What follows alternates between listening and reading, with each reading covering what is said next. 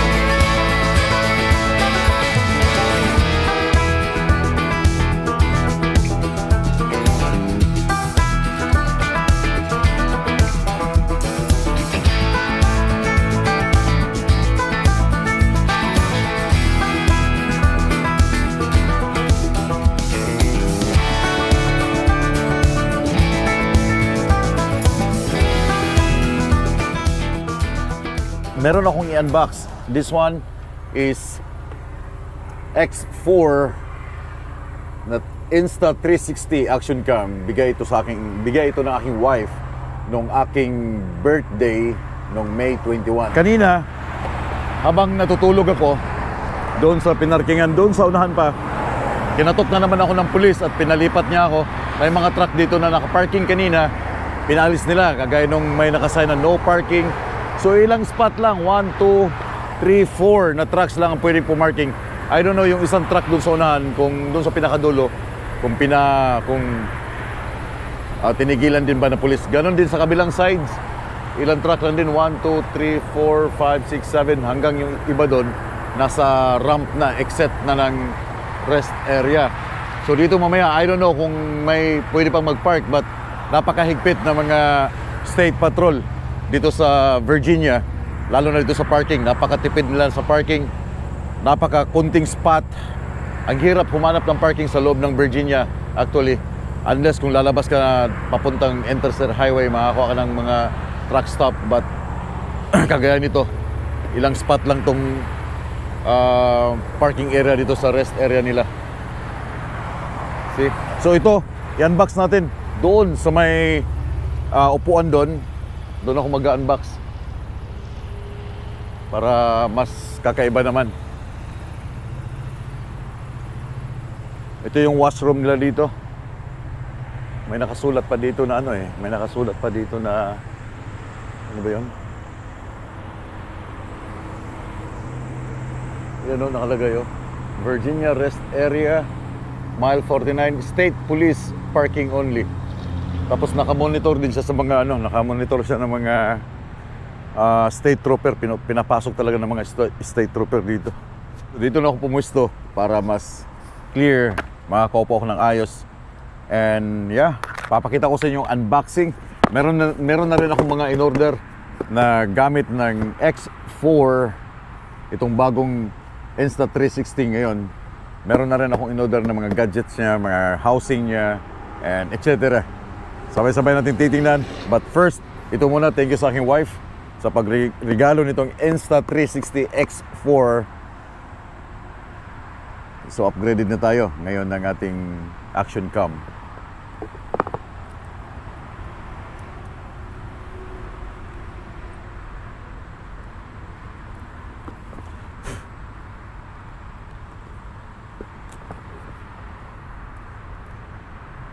Okay.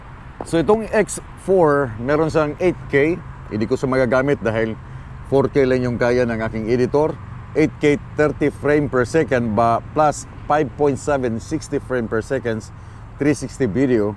And meron siyang shoot first, frame later, invisible selfie stick, active HDR video, and flow state stabilization, 360 horizon lock. And meron din siya ditong 72MP 360 photo, 4K 3 frame per second, single lens mode, removable lens guard, and waterproof to 10 meters or 33 feet, AI powered editing. Wow, napakaganda guys. Insta360 X4, first from the box guys. Power on. Hindi ko pa alam gagamitin to. So download. Oh, nakalimutan ko yung phone. Nandun ang phone sa ano. But anyway, pakita ko lang sa inyo. Ito yung Insta360 X4. So ang kasama sa box ay kanyang charger. Of course, hindi mawawala ang charger.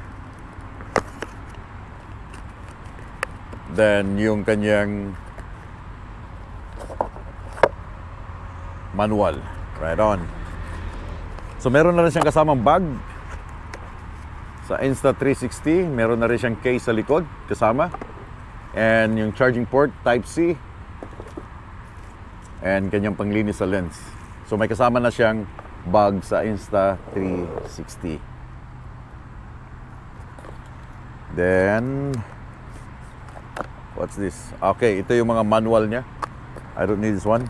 Panonoodin ko na lang sa YouTube kung paano gagawin and paano i-update itong Insta360. Then next, thank you sa aking anak, si Mackenzie. Umuwi ng Pilipinas ngayon.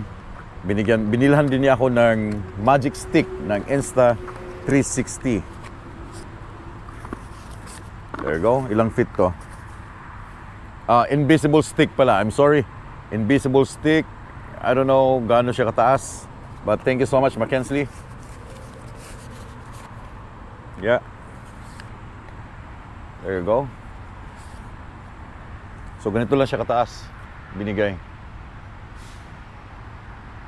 But I think kailangan ko ng mas matibay nito. Yung metal. Ito plastic eh. Kailangan ko ng mas matibay.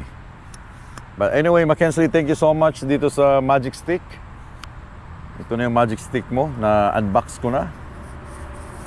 Talagang kailangan na natin mag-upgrade. Baka hindi na kailangan ng GoPro.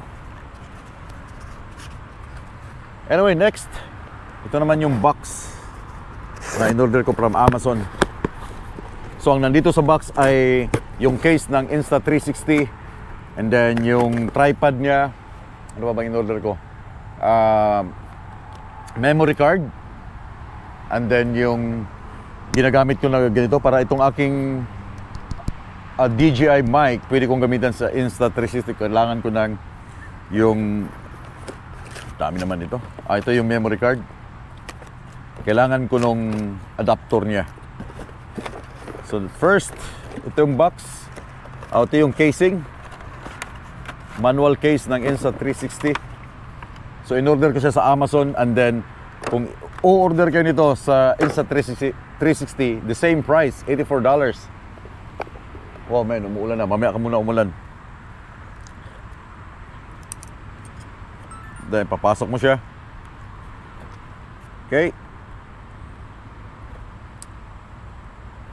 Mamaya ka umulan. Hindi pa ako tapos mag-unboxing. Yun lang. Yeah. So meron siyang protection dito sa gilid para in case na mahulog siya, wag lang itong matamaan tong lens niya, no? So meron siyang aluminum na housing. And then next is ito yung adapter niya para mag-connect ako sa mic. Yeah, ito yung adapter sa gilid para mag-connect siya sa mic.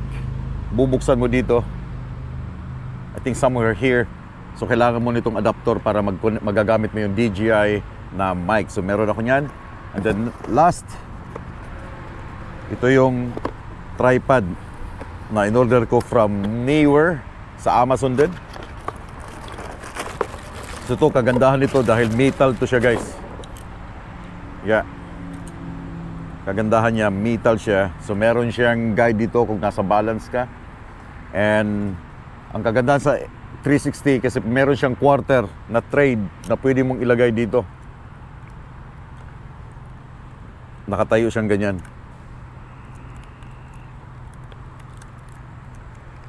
Let's do this.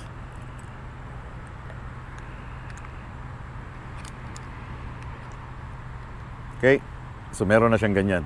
Kaya in-order ko talaga siya para just in case na kailangan ko ng mas magandang tripod. O, di ba?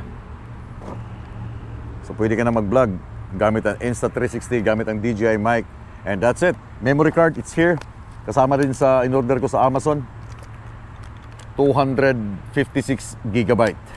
Anyway, umuulan na. Pinakita ko lang sa inyo kung yung unboxing ng Insta360, but I have to go. Kailangan ko na itapon to dahil umuulan na, guys. Hindi ko na siguro kailangan to. This one, ano ba to? Amazon card, no more. Yes, sir. Okay, ito yung mga kailangan ko, yung mga guide niya. This one, tapong ko na siya dahil hindi ko na siya. So meron din siyang kasamang cover ng yung lens sa in-order ko. Okay, di ba? Ayos. Thank you so much sa aking wife sa regalo na Insta360 X4, and then sa aking anak na si Mackenzie. So ito na yung aking gagamitin soon. Pag-aaralan ko pa kung paano siya para mas maganda yung aking mga videos, kung paano gamitin magic stick, etc. and etc. Let's go. Kasi umuulan na.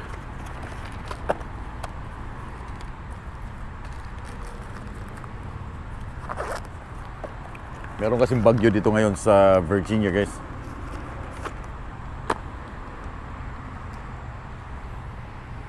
Insta360.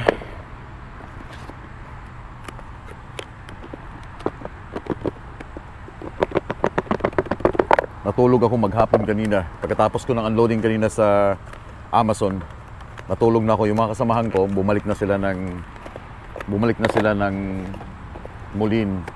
So dahil may mga oras pa sila, nagsimula sila from Saskatoon, may 24 hours pa sila. Nagsimula ako sa Winnipeg, kaya short ako ng oras. Tara.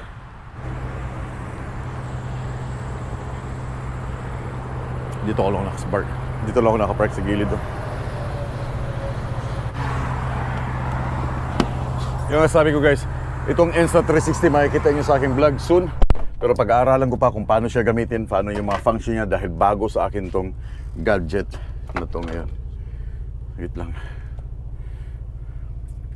First time ko tong gamitin, hindi ko alam kung anong magiging result ng aking video today. Alright?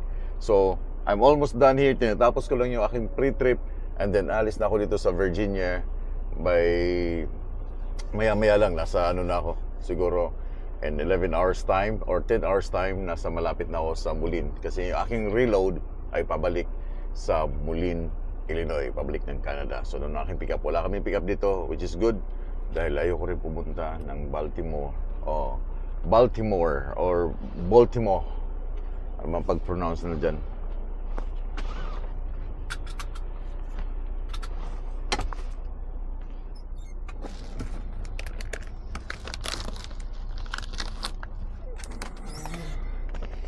Okay.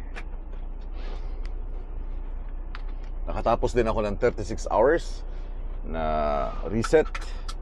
36 ko na, sobra-sobra pa nga. Dapat ang alis ko kayo ng alas 3 ng madaling araw. But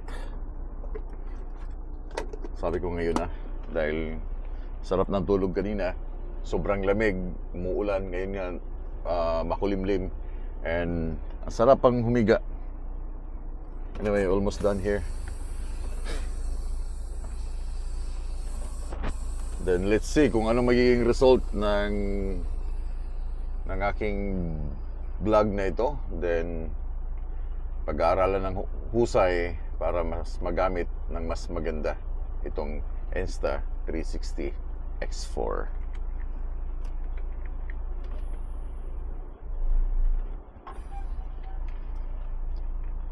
There are places I remember.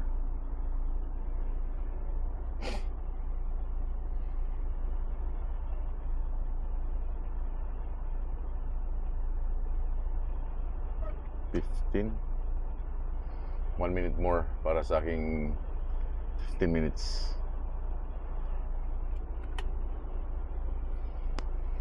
Okay, let's go.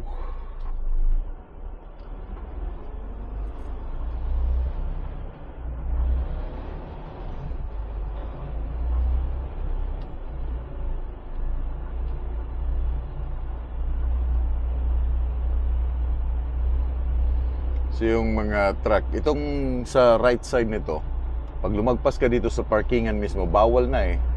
Kita nyo may mga no parking nakasulat. Mamaya-maya niyan, pag dating ng State Patrol, pinapaalis ang mga driver na to. Iwan ko, sobrang higpit ng Virginia. Which is, ito naman ay part pa ito ng parking. Hindi ka pa nakalabas doon sa interstate highway mismo. Nasa parking pa to, pero ayaw nilang pumarada dito sa right side. Samantalang sila yung may problema dahil wala silang nilalagay ng mga maraming parking, maraming truck stop. Unless kung ayaw nilang magpapasok ng truck sa kanilang city, and then gugutom sila.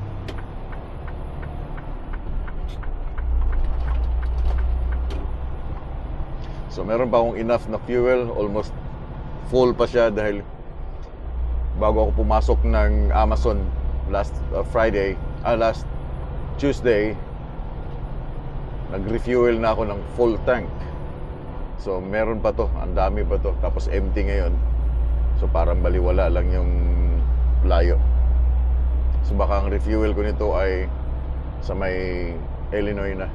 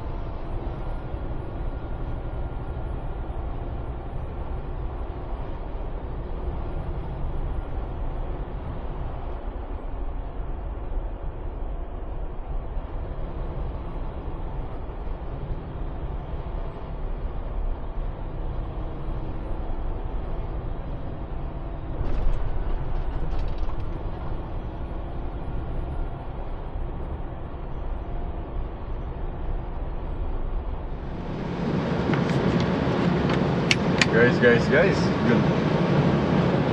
Guys, welcome back. Nasa Indiana State na ako. It's almost 2 hours and 45 minutes. Tigil na ako dahil hindi na siya kaya all the way hanggang sa Illinois, sa Moulin, dahil that's 1,300 kilometers plus.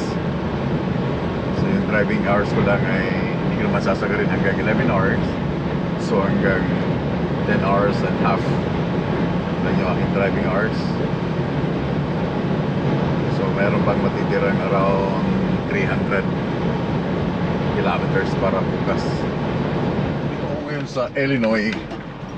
Oh no, I mean, You're a feminist.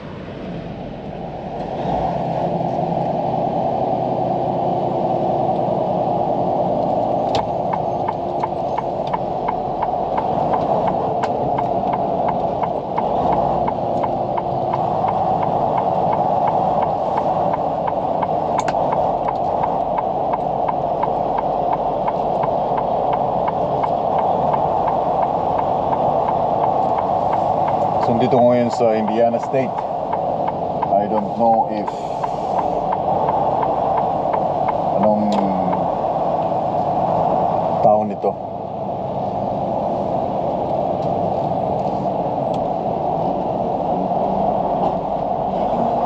Dito ako magpapalipas ng gabi tonight.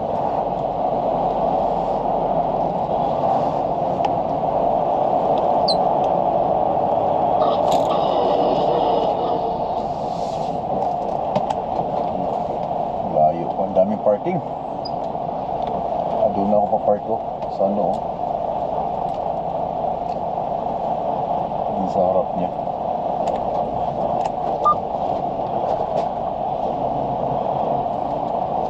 Dito na lang.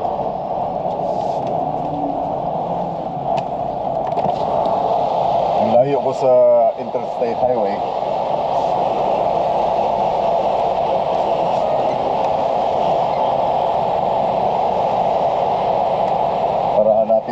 Dahil so far wala akong makitang labs na along sa Indiana. More on Sunoco, yung ibang gas station. Gusto ko mag-shower.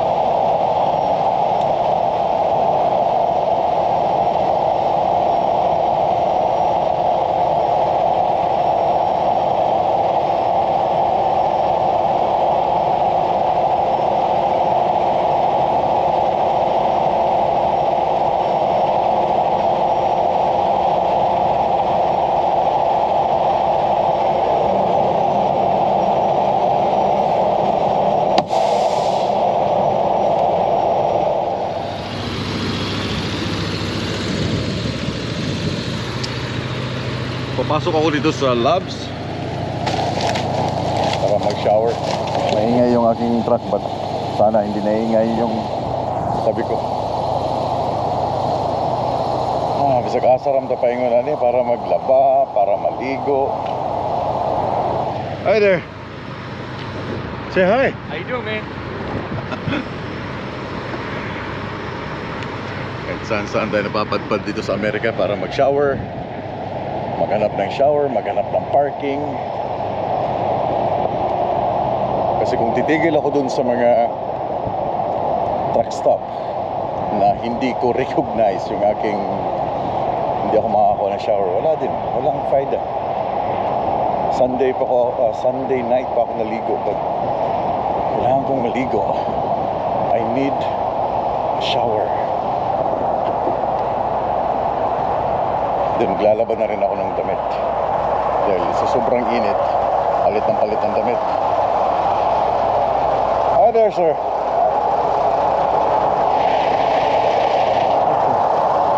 Yeah, maluwag tong Loves na to. Malawak yung parking niya. Napakaluwag. Pwede ka mag-park dyan, pwede ka magpatumbling-tumbling dito. Oh, ganda ng truck niya, oh. Oh lala.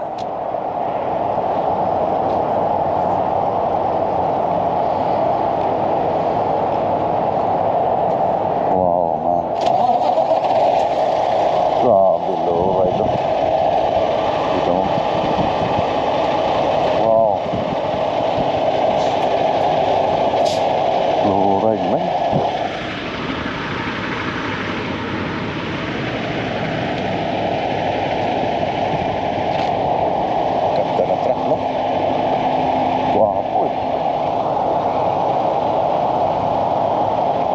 Yun ang mga customized na mga classic na truck.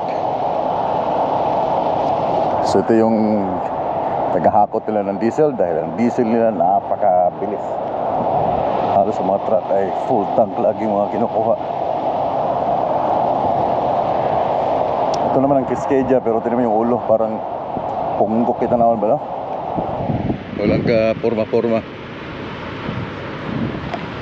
Sabon sarap na ako yung vlog eh. Anyway, amam na ko diri dayo.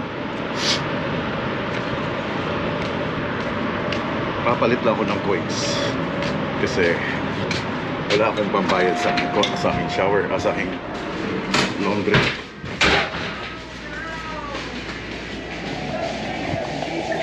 Gentlemen.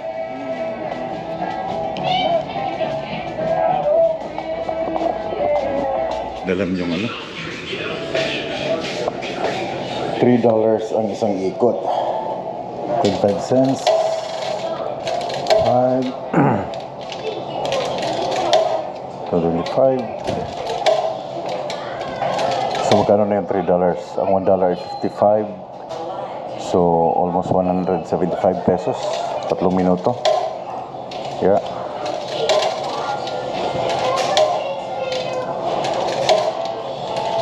Then meron pa akong natitirang nako, pang dryer ba? There we go, light lang. And then cycle, normal, warm, start. Back.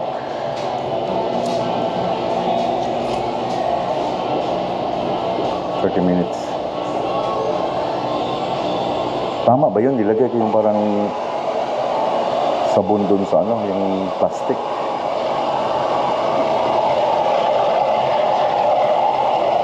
Ay, yun nga, tama nga. If using single load laundry packet, pasok na sa loob, add to washer drum. Do not add to water dispenser, tama. Hey guys, tapos na akong mag-shower. Nandito na ako ngayon sa loob ng truck. And meron akong mga sasagutin, random questions. And shout out na rin sa mga viewers na random kong piliin sa comments box. Okay, sasagutin ko lang si Ems Jr. 8763 kung magkano ang binabayad ng Q-Line sa mga pilot services. Kaya kagaya nung napanood nyo before na si Chris Detour, isang pilot dito sa Amerika, hindi ko exactly alam kung magkano yung binabayad ni Q-Line sa kanila or magkano yung singil nila sa Q-Line. Pero ang alam ko, binabayaran ni Q-Line lahat all the way hanggang kung saan mag-i-start yung piloting hanggang makarating sa destination. And then yung binayad ni Q-Line, ipapatong niya doon sa consignee, doon sa nag-order, like si Amazon. Kung ilan yung pilot, 2 pilot ko na sa West Virginia, then isa sa West Virginia, then dalawa na pagdating sa Virginia, and isa doon sa Indiana. Lahat ng mga expenses na yon ng transportation, ipapatong yon ni Q-Line doon sa customer. Lahat. So hindi ko lang alam exactly. So next time, sa mga susunod na mga videos, kung merong biyahe ulit na kagaya nito, tatanungin natin kung magkano yung kinikita, magkano yung binabayad sa kanila ng Q-Line para sa pilot services next time, okay? And si Cesar Medina, anong lisensya yung ginagamit if you are driving in USA? Napaka-easy. Yung Canadian license is authorized in USA? Yes. Yung ginagamit namin na lisensya dito sa Amerika ay lisensya doon sa Canada. So pwede yun kasi meron silang treaty na agreement na pwedeng gamitin, and kahit sa mga taga-Amerika papasok ng Canada, yung driver license nila ng Amerika ang gagamitin sa loob ng Canada. And now ito medyo mahaba to, si Hermie Papoy TV, shout out sa iyo. Pinoy Trucker, isa akong nurse dito sa Pilipinas. Papunta ako sa Alberta, Canada ngayong June with open work permit, which is good. Open work permit, that's good. Hindi siya close. Open work permit. Ngayon, ang tanong niya, baka matulungan mo ako maging truck driver. Mas nai-enjoy ko talaga ang ganitong klase ng trabaho. May background ako sa pag-service gamit ang van at kotse. Nakakapagmaniho din ako ng fire truck, nang mag-volunteer ako dati. UV Express din. Sana mapansin. Salamat. Yan, kagandahan kung meron kang open work permit at papasok ka dito sa, hindi ako immigration, okay? Disclaimer lang, hindi po ako immigration. About dyan sa mga ganyang problema, mga immigration or ano, wala akong idea dyan. Hindi ko na sinasaliksik yan yung about dyan sa mga problema ng ganyan. But anyway, ang kagandahan dahil open work permit ka, papasok ka ng Canada, open work permit, which is good. Napakaganda. Dahil kahit anong trabaho pwede mong pasukan. So ang tanong na lang, kung meron kang enough na financial para itustos mo dun sa tracking school mo, okay? Meron kang tracking school, may pambayad ka, and then kumuha ka na rin ng US visa. Kasi kung sa Calgary ka, nandyan ang embassy ng Amerika sa Calgary, which is napakalapit sa iyo.